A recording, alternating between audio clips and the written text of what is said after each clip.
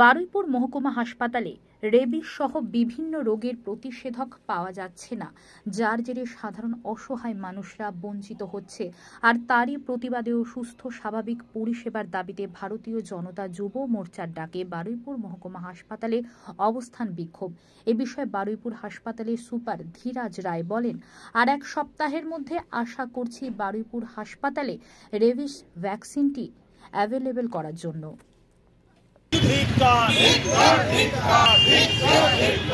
ওটা তৃণমূল ছেড়ে মেরে ফুল ঠিক দিক দিক দিক দিক দিক দিক দিককে ধিক্কার।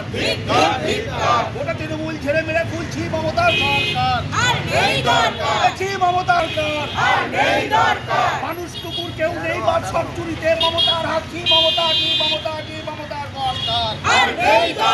মানুষ কুকুর কেউ নেই বাদ সব কিছুতে মমতার হাত, ছি মমতা কি মমতা কি মমতার সরকার, ছি মমতার সরকার।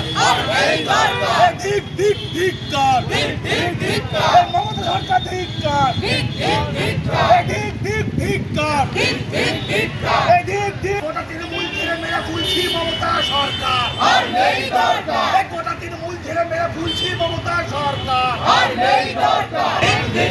মমতা সরকার ধিক্কার, মমতা সরকার ধিক্কার। গোলাপ দিদি ঝড়ে ফুলছি মমতা সরকার, ছি ছি ছি ছি মমতা সরকার। দিন ধরে এই ভ্যাকসিন নেই, কি অবস্থায় চলছে হাসপাতাল আর কি আশ্বাস দেওয়া হবে? ওনারা এসেছিলেন আজকে 7-8 জন আমার চেম্বারে এসেছিলেন। তো অ্যান্টি র্যাবিস ভ্যাকসিন যেটা আমরা সাধারণভাবে ডগ বাইটসের ক্ষেত্রে দিয়ে থাকি, নট অনলি ডগস, ক্যাট বাইটসের ক্ষেত্রে ইউজ হয়।